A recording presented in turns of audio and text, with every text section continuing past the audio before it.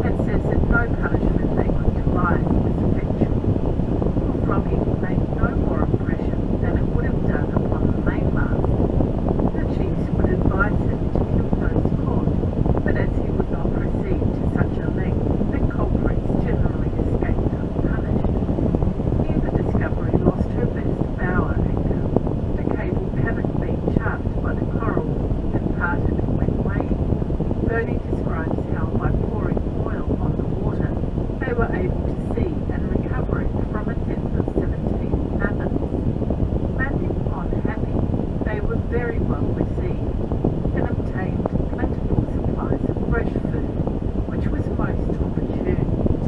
An entertainment of boxing, wrestling, and combats with clubs made from green coconut boughs was held in their honour.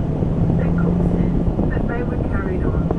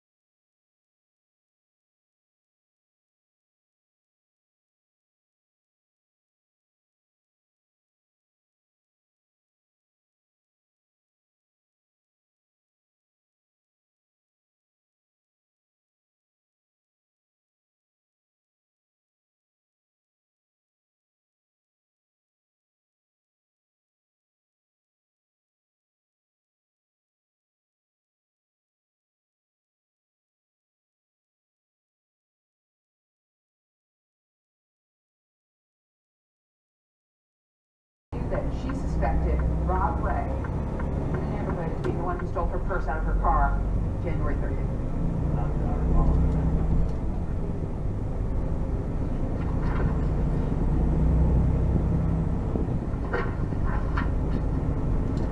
And you're telling this jury that your mother never told you that Larry English suspected his contractors?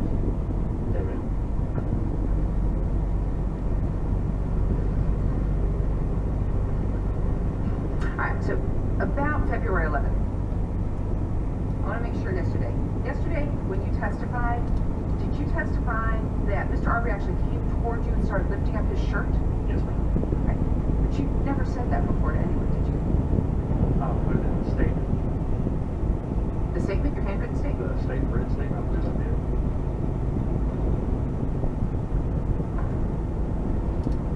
Here's your copy of your handwritten statement. Sorry, that part.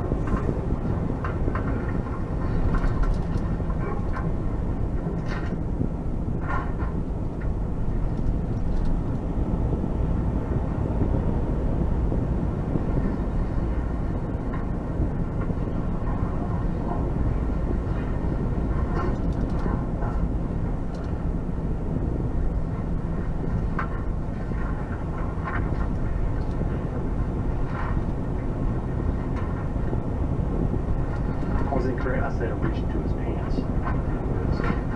Right, so in your statement, you indicated that I was getting out of my car to ask him what he was doing.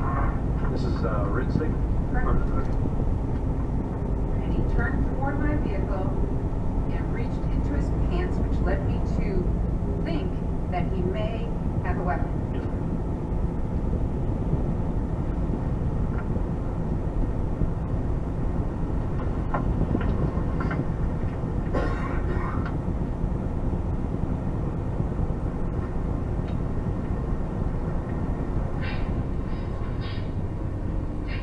Reached like that to his pants?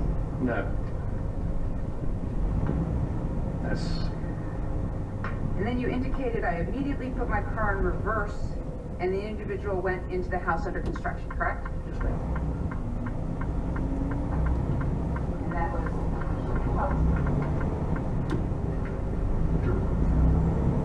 Oh.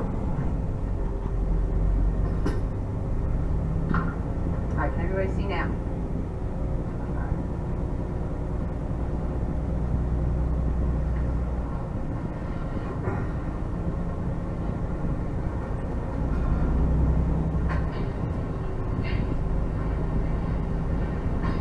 And that was the publishing of State's Exhibit 120, the video clip entitled Video Mentor.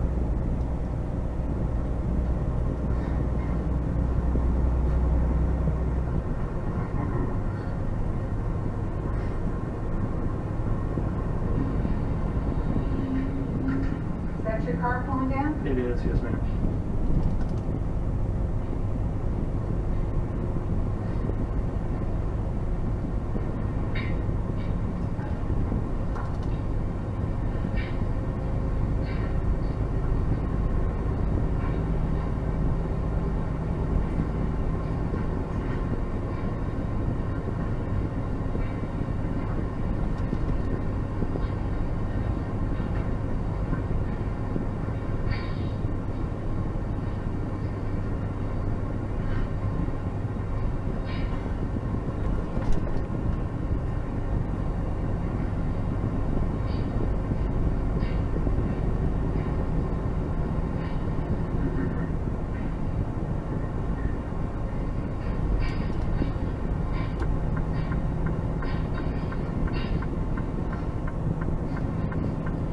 Now right here.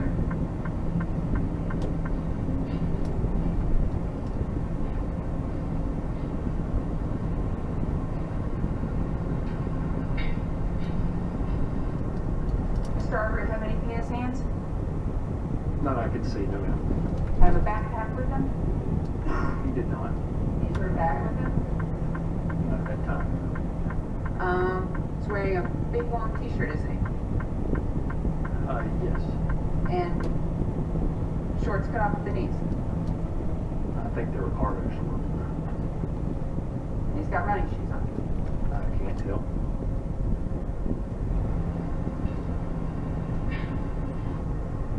See the Nike logo swoosh in the reflection? No, ma'am. Okay, go for it.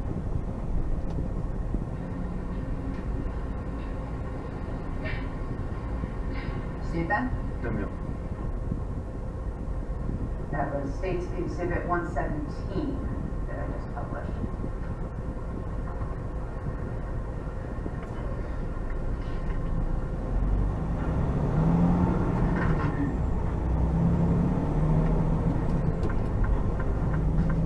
Holidays never tasted so refreshing. York peppermint snowflakes.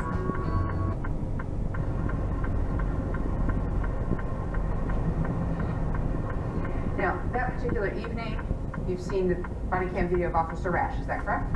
Yes, ma'am. And Officer Rash told you and told your father that Larry English said Mr. Aubrey had never taken or stolen anything from the open unsecured construction site. Is that correct? My understanding was never saw him take anything from there. Yes, ma'am. Never saw anything. And Larry English actually had never had anything stolen from the open unsecured construction site. Yes, he had stuff stolen out of his boat that was inside that house. Yes, ma'am. But you didn't investigate that crime as a law enforcement officer, correct? No, ma'am. You weren't a law enforcement officer, were you? That's correct. Correct. And your father wasn't a law enforcement officer either. It's not. Correct. So you're basing your probable cause on something that was rumor that your mother told you about things being stolen off the boat. I was basing it on the 11th, seeing him in there again, hearing that his stuff was stolen off that boat, and then hearing it from the other neighbors, and then from seeing on the 11th. So, yes, it happened, and then seeing him come in multiple times, and then everything that followed up on the 23rd, yes, that's... You were here when Officer Rash testified, is that right? Okay, and you heard Officer Rash, under cross-examination, answer the defense attorney's question about if Mr. Larry English had filed a police report about items stolen off of his boat, correct? Yes. Okay, and he said the officer assigned would have investigated it, right? Yes. All right, and that means interviewing Larry English, correct? Yes. And so an officer who's investigating the theft of items off the boat would have found out from Larry English that the boat had been moved back and forth to Douglas, correct?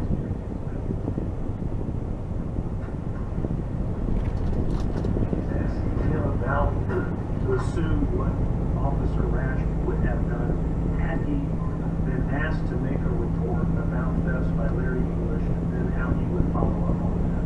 This is all speculation on Vince's part. But that's what Rash would have done. That's the stake. I'll ask a better question.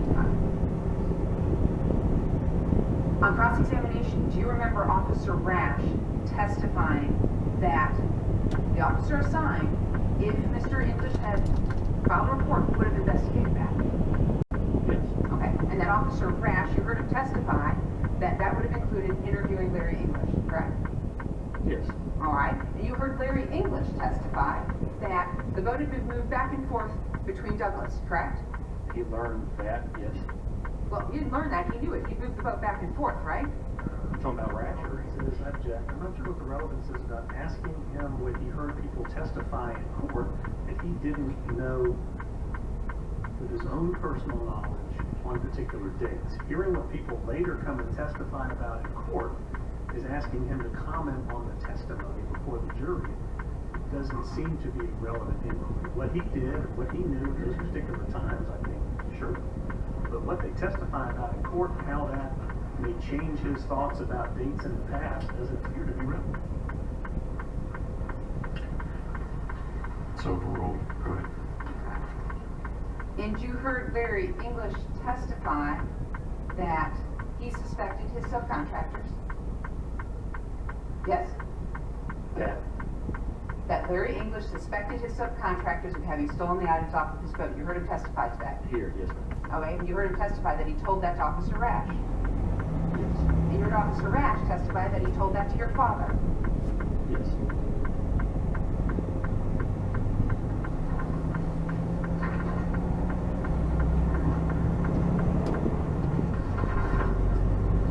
Alright, so let's go ahead and talk about what was happening on February 23rd.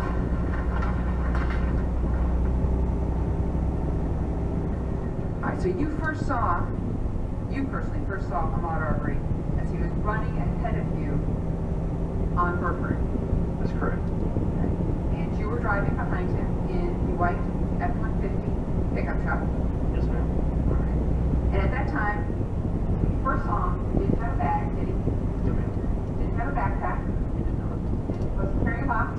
Was it? And you could see his hands as he ran. Yes. And you could see that he was wearing the cargo shorts and the t-shirt. Yes, ma'am. And you didn't know who he was. I mean, you didn't know him personally. I didn't know him personally. No, ma'am. Right. You didn't know his name. No, ma'am. You didn't know anything about him. Nothing. He didn't know you. Not that I'm aware of. You just knew that he was the guy who was on video at the open unsecured construction site. That I saw on the 11th. And at this point in time, when you first see him on Burford, he's not reaching into his pockets. No, ma'am. And he never yelled at you guys, No, ma'am. never threatened you at all, No, ma'am. never brandished any weapons. Yeah, he did not threaten me verbally. No, ma'am. Right? Didn't brandish any weapons, No, ma'am. didn't pull out any guns, No, ma'am. didn't pull out any knife, No, ma'am. never reached for anything, did he? No. He just ran. Yes, he was just running. So at this point in time, you catch up to him on Burford by pulling up next to him. Is that right? Yes, pulling alongside, keeping with my window right there. So as he's running down the street, say this is the street, he's on this side of the road, assisting with someone driving forward, or is he on that side of the road looking at oncoming traffic?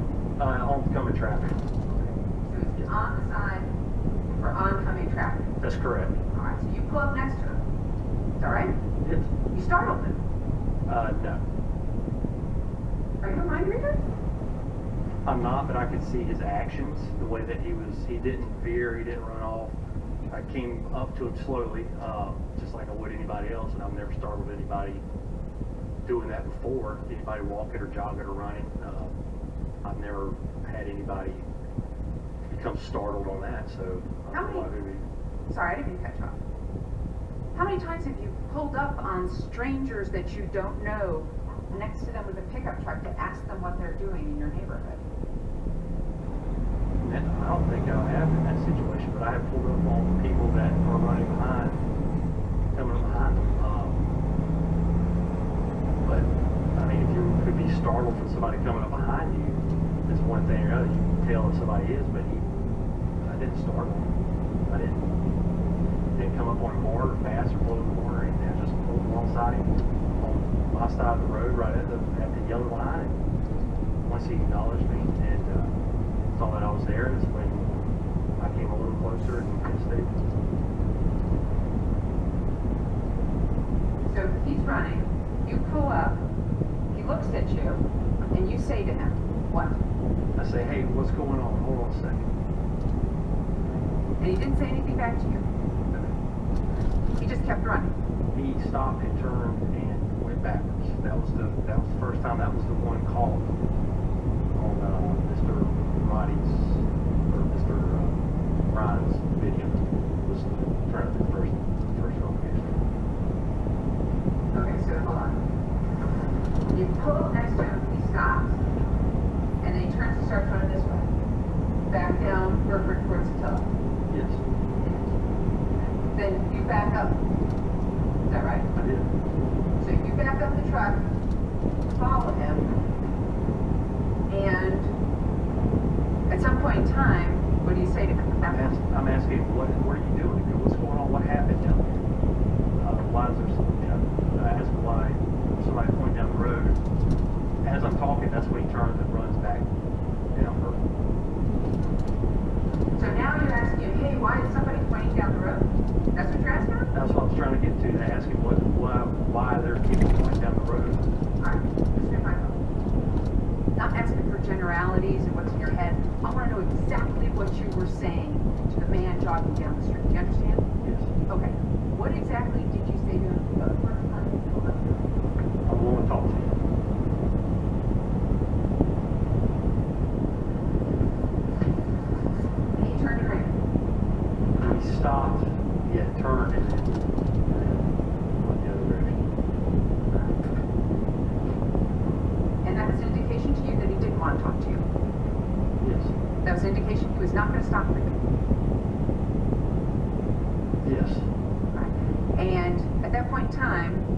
chose to put your truck in reverse and back up at him. Back up along with it. So he's trying to get away from you, doesn't want to stop, doesn't want to talk, and you're backing up to go along with him. That's correct. And at some point in time then, he turns to run up Burford, right? Yes, I've asked him again, or asked him that I wanted to talk to him.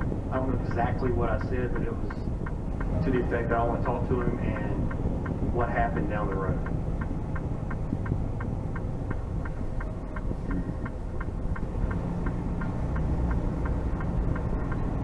I have just had a break. Wow. Stop just unconventional. Are you comfortable with me cursing in our session, please?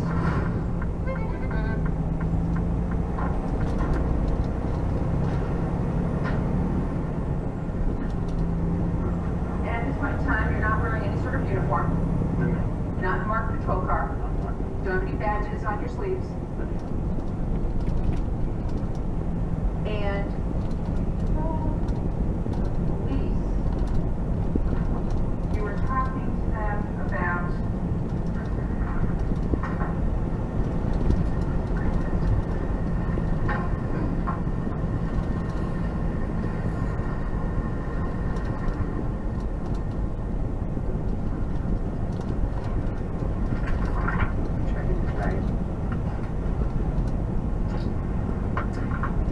Do you remember telling the police, so I pull up to him and say, hey, you know what's going on? He's running, he won't stop. I said, that's him, stop right there. I'm at the top, I'm at the bottom of page 8, top of page 9. Stop right there, stop where you're at. You remember telling the police that that's what you said? This is what's on here, yes, ma'am. You want me to read it? I'm just asking you if that's what you said. You said, what's going on? You won't stop. I said, that's it. Stop right there. Stop where you're at.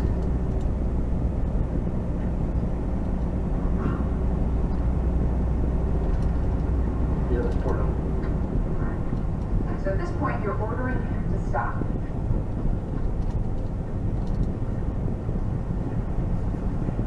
Is that correct? I wouldn't say ordering. I was asking him. Like nicely and politely, please, sir, stop. At first, it was not, please, sir, hey, can you stop? Please, you know, yes, stop for a second, stop for a second. My voice inflection and tone, I was trying to keep the situation calm. And this is at the time that he's already decided that he doesn't want anything to do with you, just run back down Burford towards the Tilla. Yes. And then we see what happens the night off. Is that right? Is that what happens next? Brian, yes. Yes, around that time.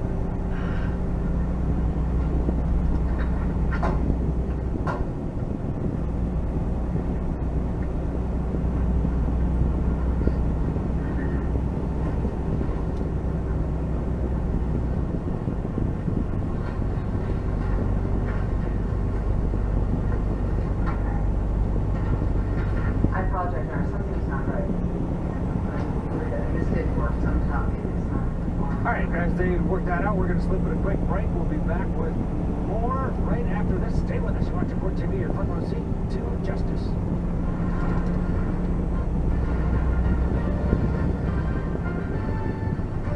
Welcome back to Court TV Live. I'm Ken Rollins, live in Kenosha, Wisconsin, where the jury deliberating the fate of Kyle Rittenhouse will be back to work within minutes here at the courthouse behind me. But right now, we want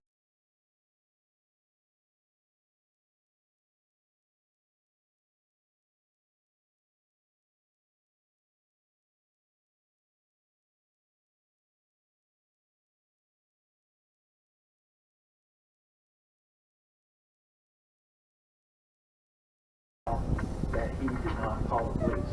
When I realized that he has not called the police.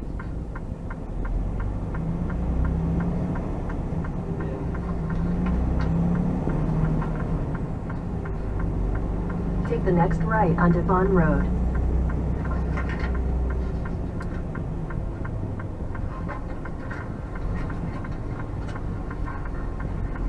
It's also on page 9. In a quarter mile, turn right onto Watson Cooley Road. Indicated that Mr. Arbery actually stopped long enough for you to have a conversation with him. Is that correct at the top of page 9?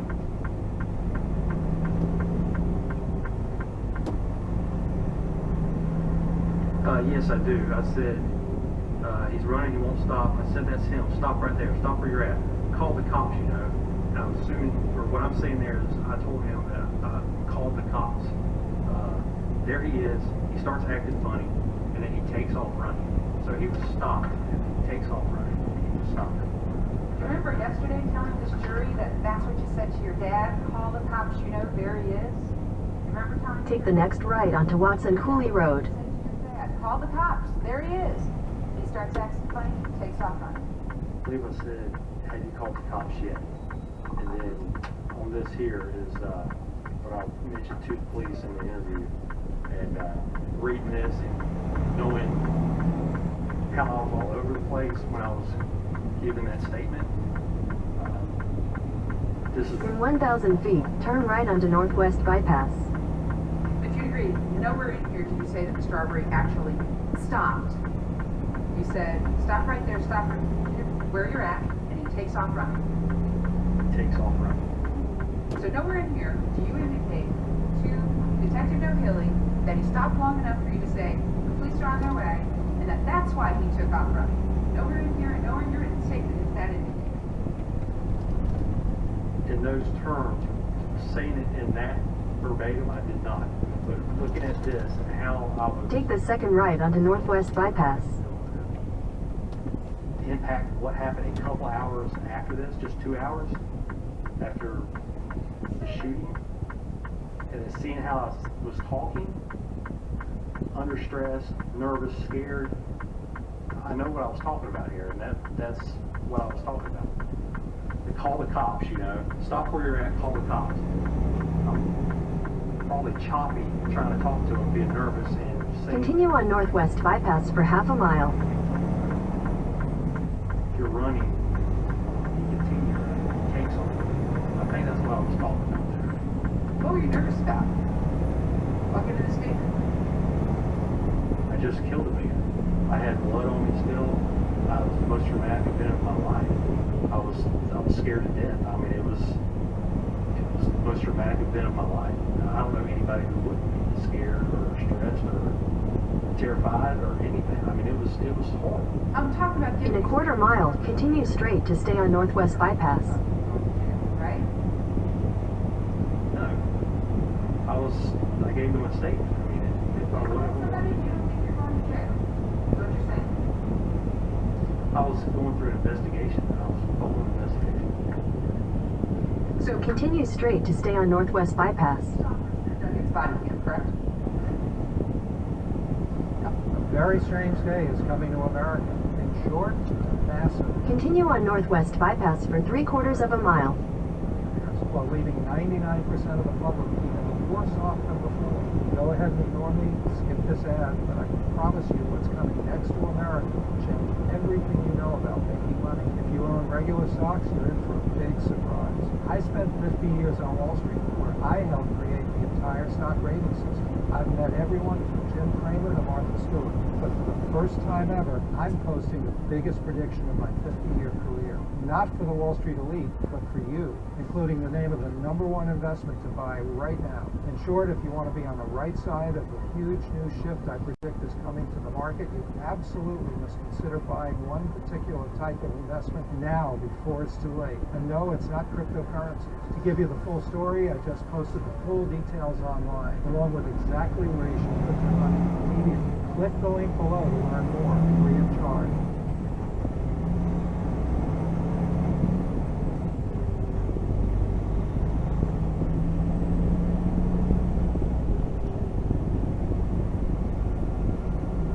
CSATS is an AI-driven surgical data management platform that provides consistent and objective expert feedback and clinical analytics, fueling surgical skill improvement. With CSATS, you can efficiently capture and store your surgical videos for future review, reflection, and In a quarter mile, turn left onto 3rd Street Northwest. or to save and send your videos to our HIPAA-compliant, high-trust, CSF-certified platform. CSATS also offers feedback, insights, and analytics related to a surgeon's skills and technique. View a personalized and private dashboard, track your performance, receive unbiased Turn left onto 3rd Street Northwest. specialty, and view in-depth analytics on technical skills. CSATS facilitates personalized learning and sharing. Access thousands of videos in our academy. Watch and learn from expert case studies. Compare your videos with others. And connect with an online community of peers to exchange insights and ideas. We believe that if you elevate surgeon proficiency, you can improve patient care and impact the metrics that matter. Harness the power of learning, analytics, feedback, and an exclusive surgeon community with CSATS.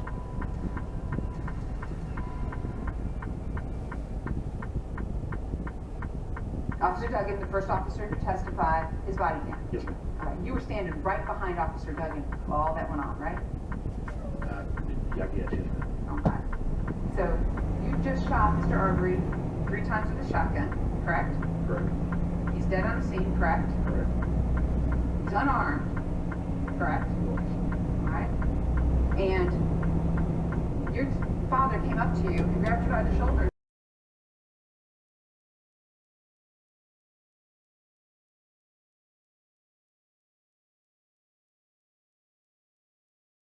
About why it was you shot and killed him. I was trying with my best ability, but like I said, under the circumstances of going through a traumatic event, this is the most traumatic event I've ever been through in my life. I don't know how. I've never been through a situation like that, so the reaction, trying to go through it, trying to be as factual and tell as detailed as I could, and then look at this transcript being scattered as it was, I could tell that obviously I failed attempting to try as best I could. It's just this is what you got. I tried, and this is what happened. So, fair to say you never told Detective No-Hilly, nor wrote down in your written statement that you told Mr. Arbery to run away. It seems that I attempted to say it on 15 words here. And at that point, Mr. Arbery turns around and runs back down Burger to get away from you, correct? That's correct. So, at this point in time, he's running away from you. He has not threatened you. Has pulled out a gun. Has pulled out a knife. Still armed at his side. That's correct. And he's trying to get away from you. And I was letting him run away. Yes, ma'am. You're letting him run away. That's correct.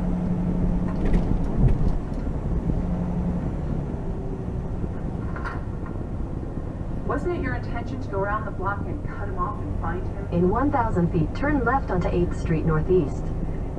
And to see where he's located, that was my intention. But you could have stopped right there and not done anything, right? Yes, but then immediately after is when I saw his interaction with the... Take the next left onto 8th Street Northeast, then turn left. Something to my suspicions here I would like to see where he is at when the cops come, which I assume that the police were on the way, that I will be able to tell them where he's at if they haven't located him yet. So you're telling this jury that your whole intention was just to go ahead and follow Mr. Arbery, keep an eye on him, and to just tell the cops there he is? At that point, yes, ma'am. Take the next left, then you will arrive at your destination. Now, it's true that your father, while in the truck with you, going down Burford towards that end, was yelling at you, cut him off, cut him off, cut him off, right? He was talking to me or telling me, I don't know if he was saying cut him off or not. I know that he was saying there he is, that's the guy. After that, I am not sure exactly what he did. You've arrived.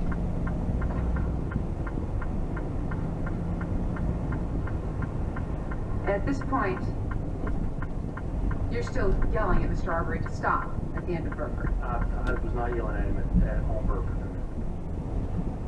And at the end of Burford, you and your dad both got out of the pickup truck, correct?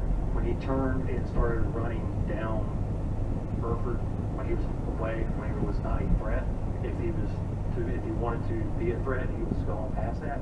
Yeah, I got out of the truck, yes ma'am. When he turned and running away, that's when I got out. Why in the world would Mr. Arbery be a threat to you?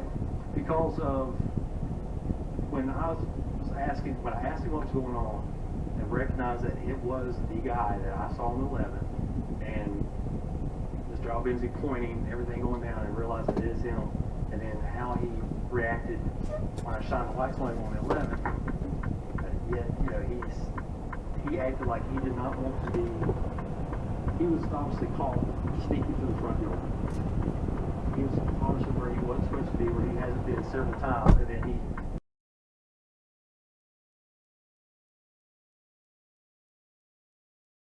You know, I got out when my father got out to get it back, and then my shotgun slipped and was in the floorboard where my feet were all over it. Once I'm out of the vehicle, it was safe to speak. I'm not going to reach out. I wasn't going to grab it while Mr. Arbery was right there. There's no reason for it. He's run off. I'm on the side of the truck, so at that point, I grabbed the shotgun out of the floorboard and put it back on the seat. Your dad gets out with his .357 Magnum, correct? I didn't know if he had it on him or not. I knew he had it, but I didn't see it. He didn't have it in his hand. So he didn't have it in his hand because he ran about 10 yards down the road after Mr. Arbery. He didn't run down the road for Mr. Arbery.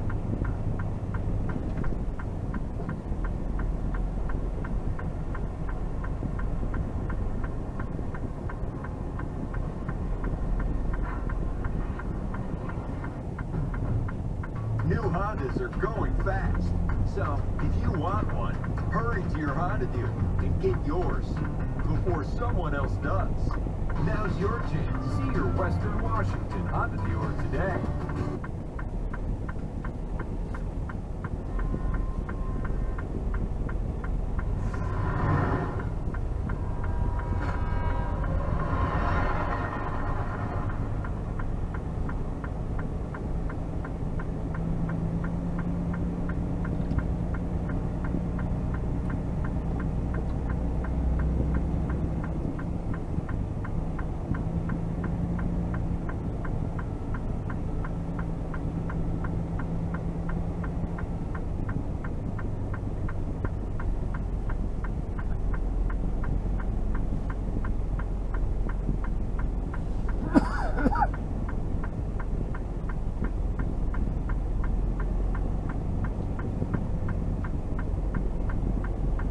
Thanksgiving, every store is closed.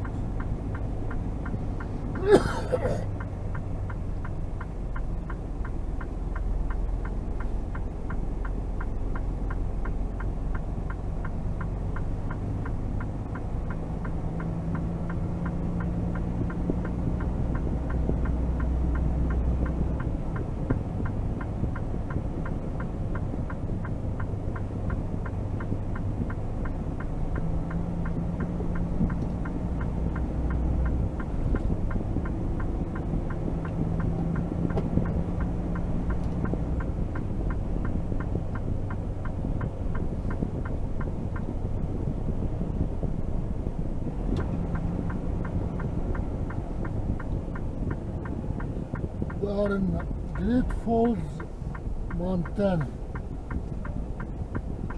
200 years after Lewis and Clark arrived here to find how to get to the Columbia River from the Missouri River.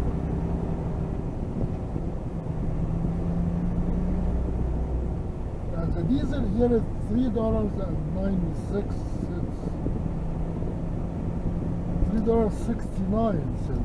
In California, it is $5 something.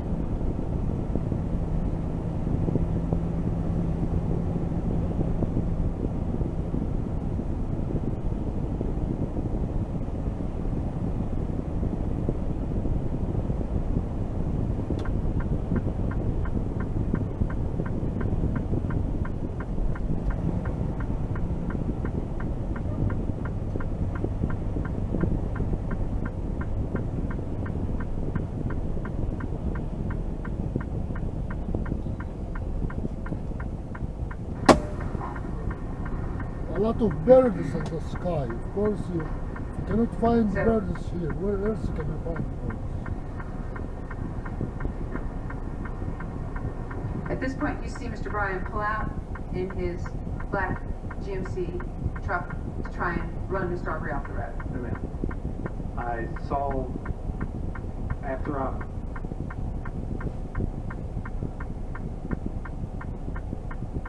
put the shotgun back onto the seat when I was on the floorboard, and then watching Dad or talking to Dad or just trying to figure out what's going on.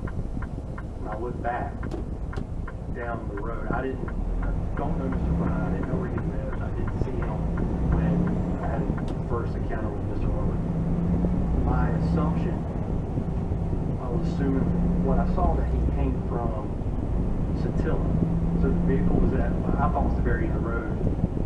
More than likely seeing the video the other day with the tree was closest to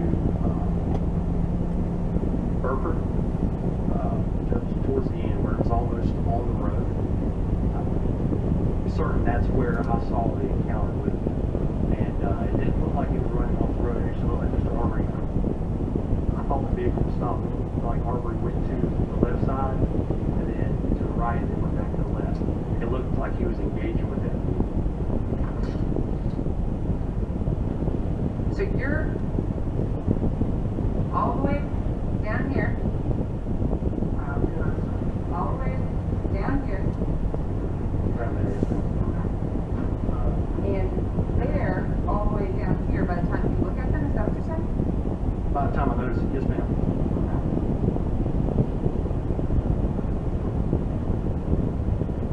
And you want this jury to believe that you thought Mr. Arbery was the one engaging in this black vehicle, not that the black vehicle was trying to hit him or run him off the road. Listen, on the question, you want this jury to believe. I think that's an improper form of the question. I think asking questions and getting answers, but to insinuate that he has some motive for the jury to believe. It's cross-examination. Thank you. So you want this jury to believe that it's Mr. Arbery who's the aggressor with the black truck, not that the black truck's the one trying to run him off the road to help you. I didn't see the truck trying to run him off the road. What I saw down there, when I saw the vehicle looked to be at a stop and Mr. Arbery was engaged with it. And then Mr. Arbery was able to get away from the black vehicle. He ran past me.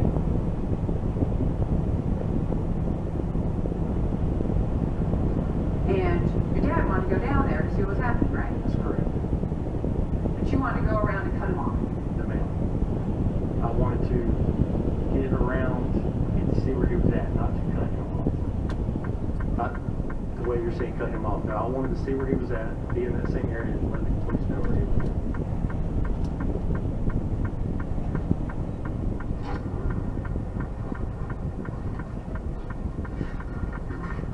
I have you take a look at page 24, middle of the page.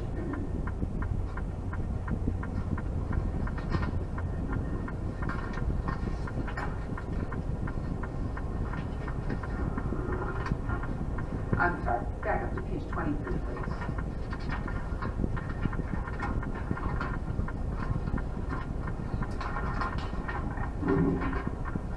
Take a look at page 23.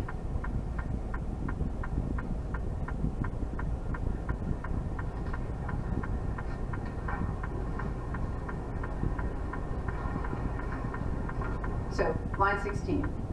So he turned and went back down this road. Dad's like, hey, go down there. I said, I'm not going through that. I'm not going back to him. And this is about the time that the black truck that was at the scene, that's when he tried to stop it. Yes. So here you're telling the police the black truck at the scene was trying to stop Mr. Arbery. That's what I was looking for. That was right here in this corner, just on Burford, probably a house past this intersection. So I turned and went this way. Correct. Alright. And then came down, came around, came down Holmes Drive. He was right there. I said, good. We'll probably will have a chance to stop him now. Correct? Yes. Alright. And then the black truck's right there. I was over here. Hey, stop, stop. Well, he's running up the road, and I seen him coming. You remember that? Yes, ma'am. Alright. So, you came around Holmes, and you were a few houses down when you encountered Mr. Arbery and yelled at him once again, stop, stop. Is that right? I think I had it wrong here.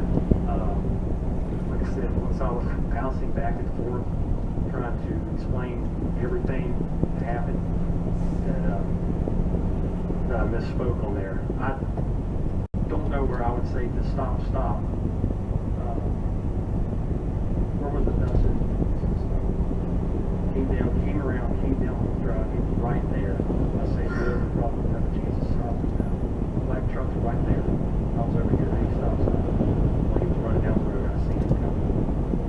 So yeah, that was at the end of Holmes, around the side of the road. Alright, well, do you notice how it says, investigator affiliate right after it says, which way is he running? And you said he's coming up this way, and where are you at this time? I came around and turned off this road. I'm not really sure how far I was a few houses down. So you're a few houses down. He's asking you specifically, when did you say, hey, stop, stop? I was a few houses down, correct? Yeah, on here, that's correct. Alright.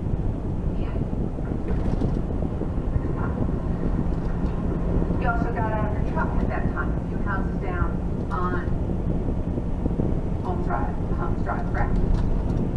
On here is what I said, but I don't believe that's what happened. I believe I misspoke or had it wrong or had it mixed up to when I stopped at the end of Holmes. But you also wrote it down in your written statement. Take a look at your written statement. That's about 2/3 of the way down. On page 2.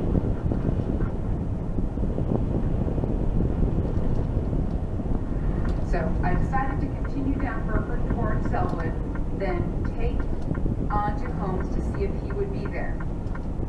Is that right? You see that line? Yes. Okay. And then it said, then you wrote, I made it halfway down and seen the individual turn and run back the way he came, then turn back toward me when the black GMC Chevy turned onto the road. That's correct. That's at the end of September. Well, you said I got out of my truck and told him to stop, which he didn't. I got back into my truck and stopped just short of the stop sign on Holmes facing Satilla. So you had actually stopped, got out of your truck, told him to stop, which he didn't, then got back in your truck, then pulled down to Satilla and Holmes.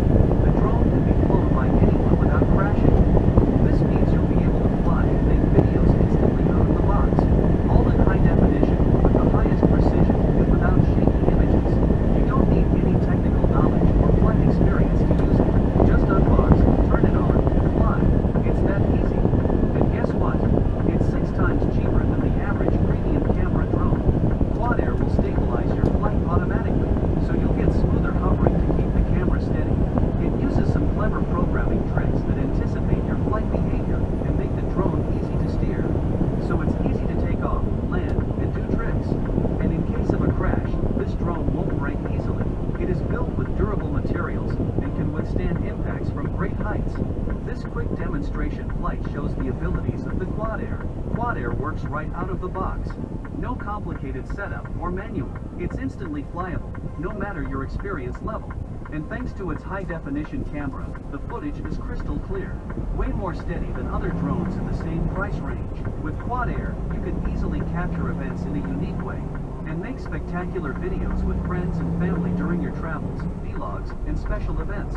Thomas created the Quad Air so that people can finally enjoy all the fun aspects of flying a drone without having to worry about the steep learning curve or technical aspects. Quad Air sold out in 15 minutes when he launched it online.